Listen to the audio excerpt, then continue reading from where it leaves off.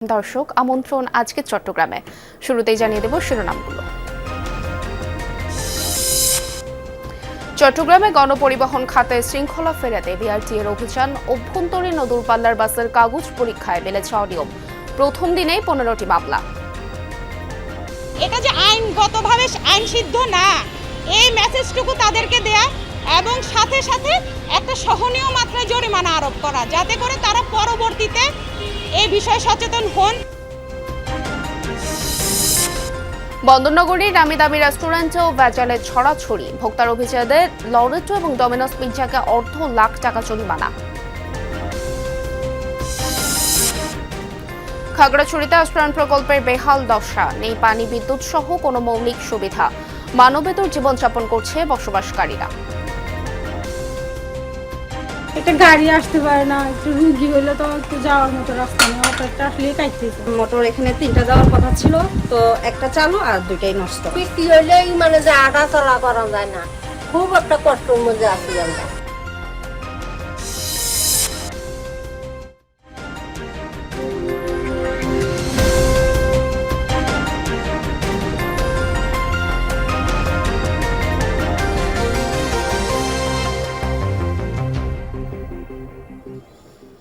দর্শক আমন্ত্রণ আজকে চট্টগ্রামে। আপনাদের সঙ্গে আছি আমি স্নিগ্ধ পুরবী, আর এতক্ষণ দেখছিলেন শিরোনাম।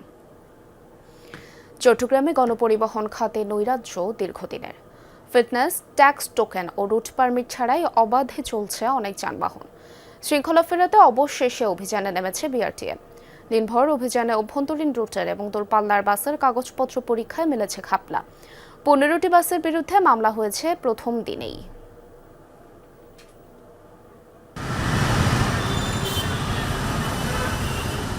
সকালেই চট্টগ্রামের দামপাড়ায় অভিযান চালিয়ে স্কয়ার পরিবহনের একটি দ্বিতল এসি বাস থামায় বিআরটিএর অভিযান টিম। দেখা যায় ফিটনেস সনদ, ট্যাক্স টোকেন ও রোড পারমিট সহ প্রয়োজনীয় কোনো বৈধ কাগজপত্র নেই। একই অভিযানে ধরা পড়ে সেন্ট মার্টিন পরিবহনের আরেকটি বাস। লার্জ বাসের অনুমোদন নিয়ে পরে সেটিকে দ্বিতল এসি বাস হিসেবে চালানো হচ্ছিল। এই বাসটিরও বৈধ কোনো কাগজপত্র দেখাতে পারেনি। দুই বাসের কাছেই সরকারের লাখ লাখ টাকার রাজস্ব বকেয়া। পথে ঘাটে ধরে পুলিশ কাগজ চায়, কাগজ তো দেখাতে পারে না, মনে করেন যে রেড ফেল থাকে, কারণ রিনিউ করতে পারে না। রোডের মধ্যে সে একটা প্রবলেম হয় না, যেহেতু আমরা চালাচ্ছি, কিন্তু মাঝে মাঝে যদি মোবিল কোর্টে ধরে একটু জরিমানা হয়।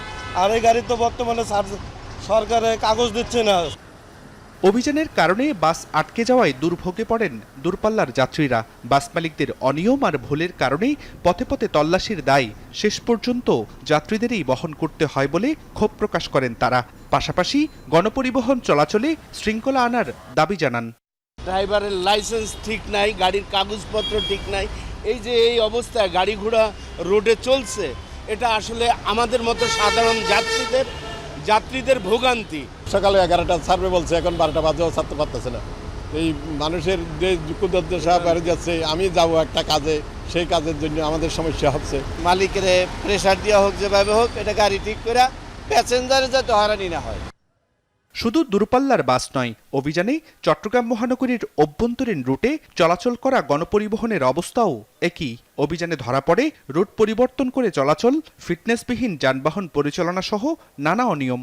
তারা যেটা করছেন এটা যে আইনগতভাবে আইনসিদ্ধ না, এই মেসেজটুকু তাদেরকে দেয়া এবং সাথে সাথে একটা সহনীয় মাত্রায় জরিমানা আরোপ করা, যাতে করে তারা পরবর্তীতে এই বিষয়ে সচেতন হন। এবং এছাড়াও অন্যান্য যারা এই ধরনের আইনের প্রতি না মেনে চলার যে প্রবণতা যাদের মধ্যে আছে, তারাও যেন একটু সচেতন হন। বিভিন্ন পয়েন্টে চালানো অভিযানে 15টি মামলায় মোট 78,000 টাকা জরিমানা আদায় করে ভ্রাম্যমাণ আদালত। জুবাইর রিফাত, যমুনা নিউজ, চট্টগ্রাম। দেশে সড়ক দুর্ঘটনায় শিক্ষার্থী নিহতের মাত্রা বেড়েছে উদ্বেগজনক হারে। 2019 সাল থেকে 2026 সালের জুন মাস পর্যন্ত 7.5 বছরে সড়ক দুর্ঘটনায় 7,364 জন শিক্ষার্থী নিহত হয়েছে, যা মোট নিহতের 15.11%। এই 7 বছরে সড়ক দুর্ঘটনায় মোট নিহত হয়েছে 48,713 জন। রোড সেফটি ফাউন্ডেশনের এক সংবাদ বিজ্ঞপ্তিতে এসব তথ্য জানানো হয়। সড়ক দুর্ঘটনায় শিক্ষার্থী নিহতের ঘটনা পর্যবেক্ষণে দেখা যায় 5 থেকে 17 বছর বয়সী স্কুল ও মাদ্রাসা শিক্ষার্থী নিহত হয়েছে 3,328 জন। 18 থেকে 25 বছর বয়সী কলেজ বিশ্ববিদ্যালয়ের মধ্যে নিহত শিক্ষার্থীর সংখ্যা 4036 জন। সড়ক দুর্ঘটনায় শিক্ষার্থী নিহতের কারণ হিসেবে ত্রুটিপূর্ণ সড়ক এবং অনিরাপদ যানবাহন, সড়ক ব্যবহারের বিষয়ে সচেতনতার অভাব, শিক্ষা প্রতিষ্ঠানে সড়ক নিরাপত্তার বিষয়ে প্রশিক্ষণের ব্যবস্থা না থাকার কথা তুলে ধরা হয়।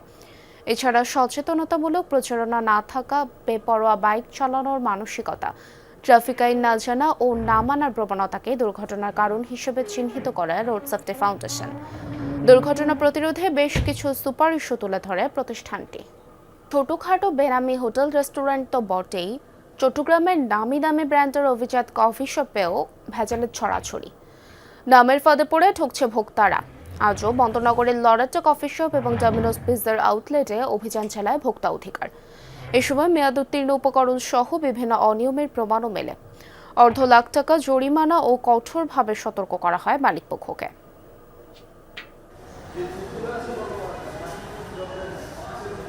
সকালে চট্টগ্রামের জিসি মোড়ের লরেটো নামের কফি শপে অভিযান চালায় ভোক্তা অধিকার সংরক্ষণ অধিদপ্তর। সেখানে পাওয়া যায় ক্যাপাচিনো, আমেরিকানো, লাথে, ফ্ল্যাট হোয়াইট, ডপিও সহ বিভিন্ন ধরনের কফি ও স্ন্যাক্স তৈরিতে ব্যবহৃত মেয়াদোত্তীর্ণ উপকরণ, ভ্যানিলা সিরাপ, মোজারেলা চিজ সহ বেশ কিছু কাঁচামালের মেয়াদ শেষ হয়েছে প্রায় 2 বছর আগে। তবে এসব অভিযোগ অস্বীকার করে প্রতিষ্ঠান কর্তৃপক্ষ।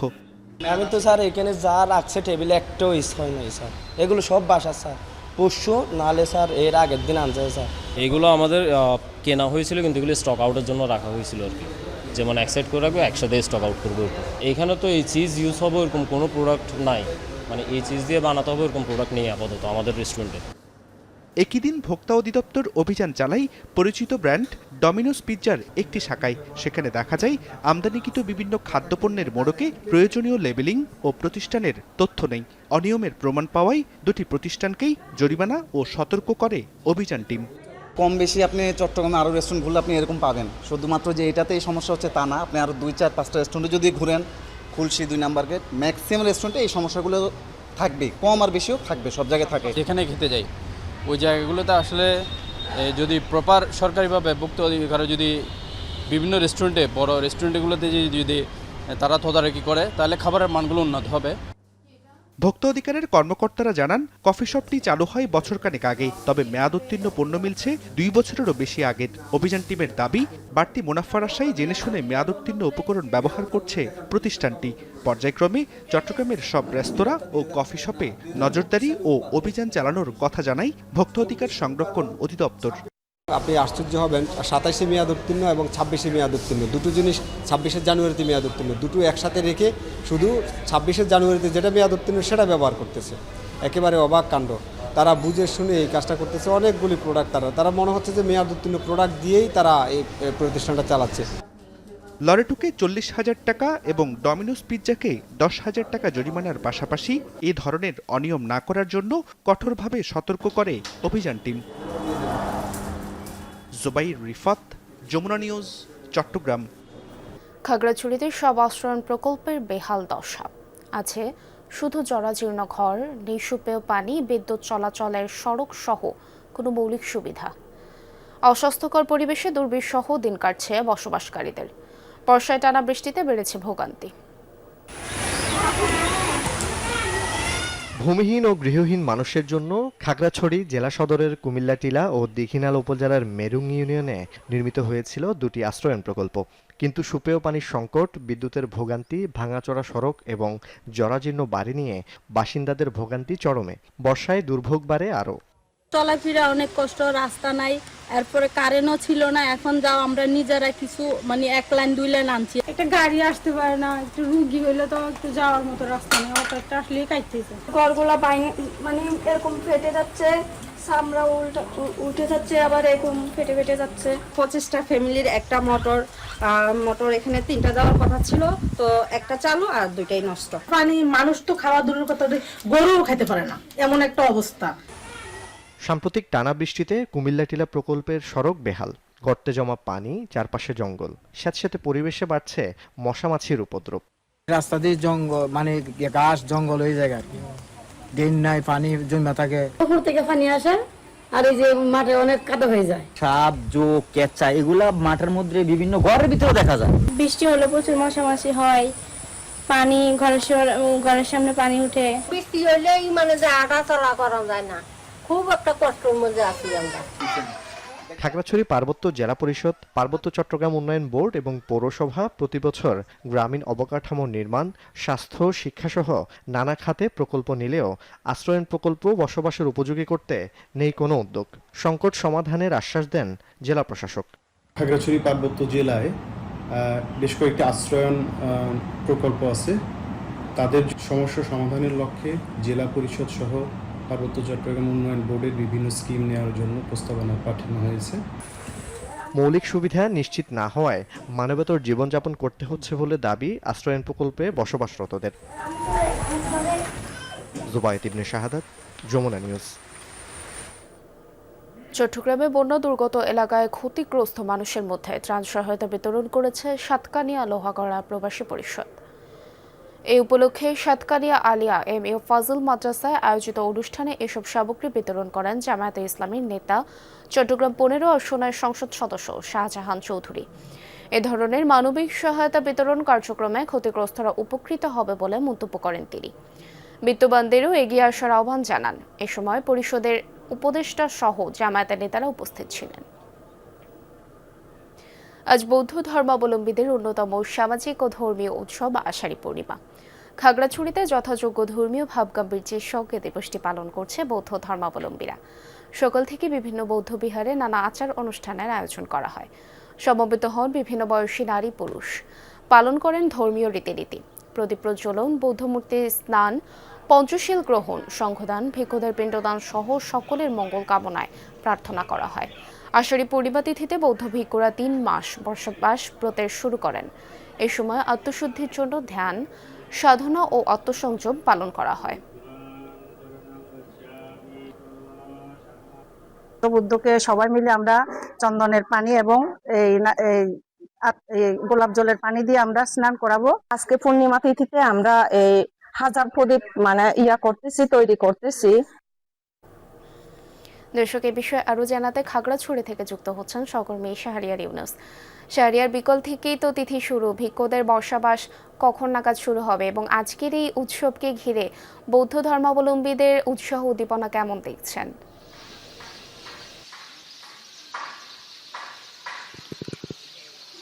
পাহাড়ে যে কোনো পূর্ণিমা বা ধর্মীয় উৎসব বরাবরই বৌদ্ধ ধর্মাবলম্বীদের মনে একটি আনন্দ উৎসব বিরাজ করে, সেটা আমরা পাহাড়ের প্রতিটি পল্লীতেই কিন্তু দেখতে পাই।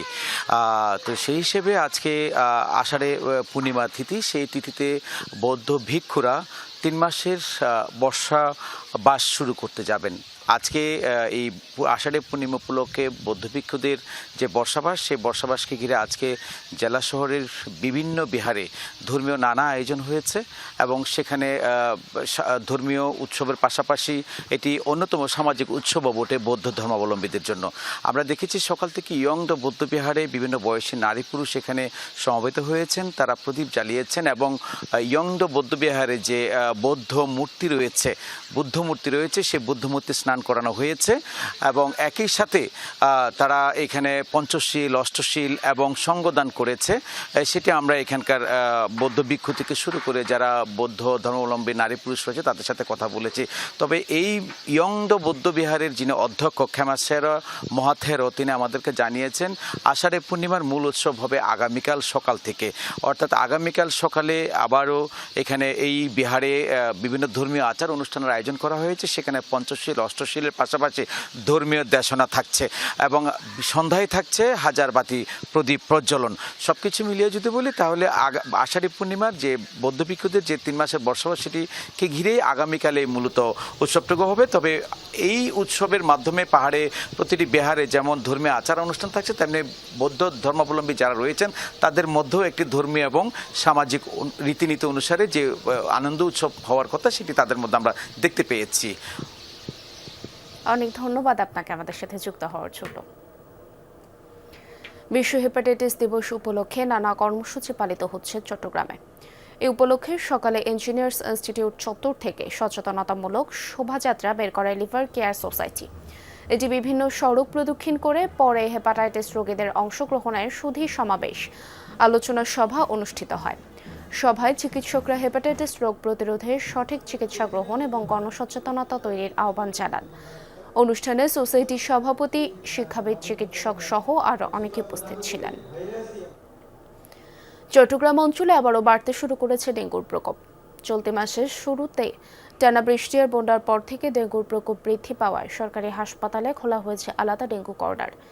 এ বিষয়ে আরও জানাতে চট্টগ্রাম থেকে যুক্ত হচ্ছেন সহকর্মী শহীদুল সুমন। সুমন, হাসপাতালে রোগীদের ভিড় কেমন দেখছেন এবং এ বিষয়ে চিকিৎসকরা কি বলছেন ডেঙ্গুর এই প্রাদুর্ভাব সম্পর্কে?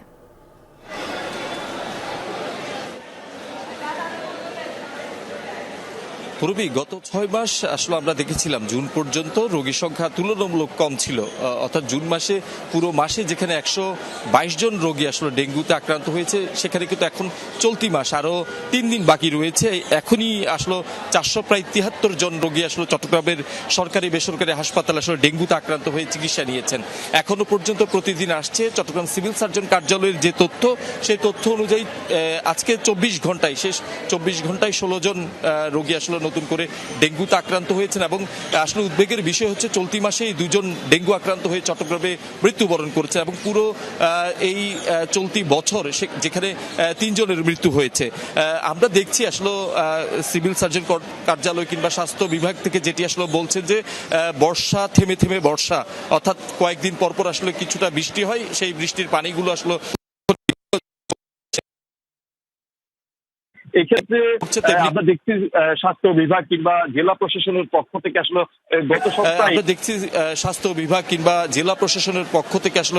গত সপ্তাহে একটি পরিষ্কার পরিচ্ছন্নতা অভিযান তারা চালিয়েছেন। চলতি সপ্তাহের শনিবারও আসলে তারা একটা বড় পরিসরে সরকারি বিভিন্ন দপ্তরগুলোতে আসলে পরিষ্কার পরিচ্ছন্নতা যে কার্যক্রম সেটি আসলে তারা চলমান রেখেছে। এছাড়া সরকারি বেসরকারি যেসব হাসপাতালগুলো রয়েছে সেখানে কিন্তু ডেঙ্গু কর্নার কুইক সার্ভিস যেটি আসলে বলা হয় সেটি আসলে দেওয়ার চেষ্টা করছেন। তারপরেও স্বাস্থ্য বিভাগের পক্ষ থেকে আসলে চিকিৎসকরা যেটি বলছেন যে চিকিৎসা পাশাপাশি আসলে সাধারণ মানুষকে আসলে সচেতন হতে হবে, অর্থাৎ পরিষ্কার পরিচ্ছন্নতা থাকার পাশাপাশি দিনের বেলা কিংবা রাতের বেলা মশারি টাঙিয়ে ঘুমানোর কথা আসলে তারা বলছেন। একই সাথে চট্টগ্রাম মেডিকেল কলেজ হাসপাতাল কিংবা আগ্রাবাদ মা ও শিশু হাসপাতাল সহ সরকারি বেসরকারি যেসব হাসপাতালগুলোতে রয়েছে সেখানে আসলে ডেঙ্গুর যে কিট কিংবা যে ওষুধ যন্ত্রপাতি যেগুলো প্রয়োজন রয়েছে, পরীক্ষার যে ব্যবস্থাগুলো রয়েছে সেখানে কিন্তু আসলে সেই ব্যবস্থাগুলো আসলে রাখা হয়েছে। একই সাথে আপনি জানেন যে চট্টগ্রামে হাম এবং হামের কিছুটা প্রাদুর্ভাবও রয়েছে, সেক্ষেত্রে কিন্তু আসলে অভিভাবকদের মধ্যে এক ধরনের উদ্বেগ আমরা লক্ষ্য করছি এবং হাসপাতালগুলোতে প্রতিদিন প্রচণ্ড জ্বর কিংবা শরীর ব্যথা, ডায়রিয়া সহ বিভিন্ন আসলে উপসর্গ নিয়ে এখানে রোগীরা আসছেন এবং চিকিৎসকরাও আসলে যেহেতু ডেঙ্গুর পাশাপাশি চিকুনগুনিয়ারও একটা প্রভাব রয়েছে সেক্ষেত্রে তাদেরকে নির্দিষ্ট করে আসলে পরীক্ষা নিরীক্ষা করছেন। অনেক ধন্যবাদ সুমন আপনাকে আমাদের সাথে যুক্ত হওয়ার জন্য। এই ছিল আজকের চট্টগ্রামের এখনকার আয়োজন। এতক্ষণ সাথে থাকার জন্য ধন্যবাদ সবাইকে।